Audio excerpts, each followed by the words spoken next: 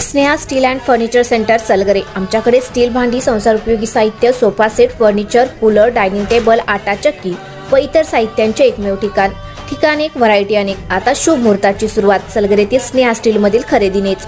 वाजवी दर, सजवा फर्निचरने तुमचे घर। सर्व साहित्यावर बजाज फायनान्सची खास सोय उपलब्ध। स्टील भांड्यांना 5 वर्षे गॅरंटी, तर फर्निचर साहित्यास कीडवाळीपासून लाईफ टाइम वॉरंटी।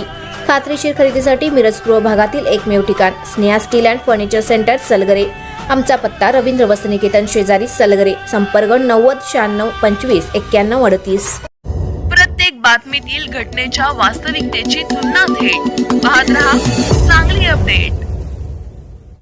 यंदाच्या महापालिका निवडणुकीत उपमुख्यमंत्री अजित पवार यांचा राष्ट्रवादी काँग्रेस पक्षच नंबर 1 चा पक्ष ठरणार असल्याचे मत आमदार इद्रिस नाईकवडी यांनी मिरजेत पत्रकार परिषदेत सांगितले आहे।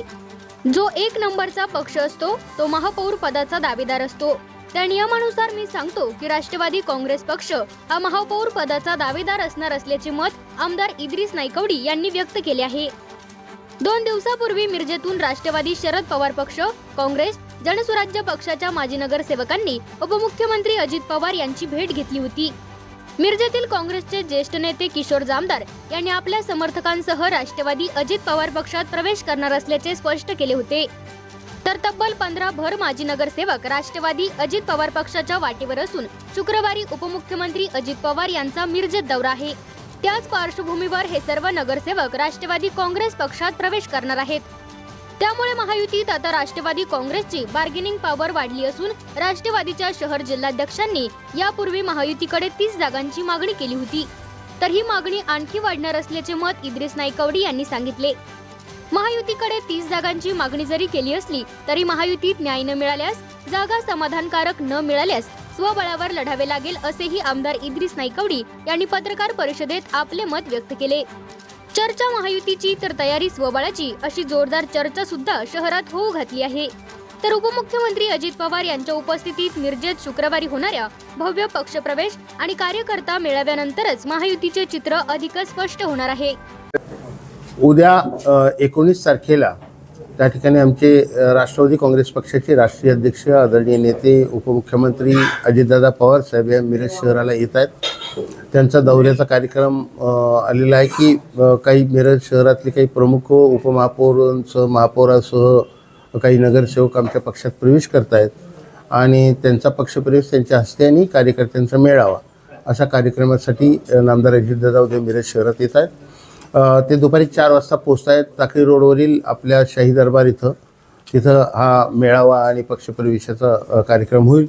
त्यानंतर नवीन पक्षप्रवेश करणाऱ्यांच्यापैकी माजी महापौर किशोर जामदार यांच्या घरी सदिच्छा भेट, त्यानंतर माजी महापौर मेहदीन बागवान यांच्या घरी सदिच्छा भेट, तिथेच आमचे माजी नगरसेवक जे पूर्वीपासूनच आता राष्ट्रवादीमध्ये काम करत आहेत ते जमीलभाई बागवान यांच्या घरी चहापाणी किंवा सदिच्छा भेट असा कार्यक्रम आहे। आणि हे भेटीचे कार्यक्रम आटपून पुन्हा अजितदादा हे बारामतीला रवाना होणार आहेत।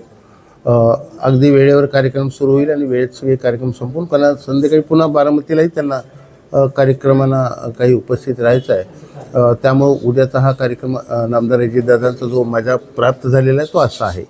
त्यानुसार उद्याचे कार्यक्रम सर्व व्यवस्थितपणानं पार पाडले जातील। कोणत्या पक्षातून ही लोक येणार आहेत अशी काही थोडी माहिती? आता खरं तर ते उद्याच बोललेलं बरं असेल, कारण काँग्रेसमधले काही आहेत, काही तुतारीमधले म्हणजे जुन्या राष्ट्रवादीतले, काही जण आमच्या महायुतीतल्याच घटक पक्षातले असतील, असं म्हणजे असं काही नाही आहे। त्यामुळं सगळ्याच पक्षातल्या लोकांचं आकर्षण आमच्याकडे आहे। त्यानुसार सगळ्याच पक्षाचे प्रतिनिधी आपल्याला दिसून येतात। निवडणुकांच्या पार्श्वभूमीवर आता काय तो प्रस्ताव वगैरे देण्याची जबाबदारी आमच्या शहर जिल्हाध्यक्षांना आपण दिली होती। त्यानुसार त्यांनी पूर्वी 30 जागाची मागणी केली होती। परंतु आता आमचं बळ पाहता, आमच्याकडे येणारे लोक, आमच्याकडे उपलब्ध असणारे सक्षम उमेदवार, निवडून येण्याच्या क्षमतेचे उमेदवार पाहता आता त्यात कदाचित वाढ होण्याची शक्यता आहे आणि त्यानुसार मग त्यांच्याशी जर बोलायचं झालं तर ते बोलतील महायुतीत। मगाशीपूर्वी बोलताना म्हणला की महापौर, पण आज जी परिस्थिती पाहता त्यानुसार राष्ट्रवादी काँग्रेस पक्ष हा 1 नंबरचा पक्ष असेल आणि त्यामुळं जो 1 नंबरचा पक्ष असतो तो महापौर पदाचा दावेदार असतो, हे नैसर्गिक आहे।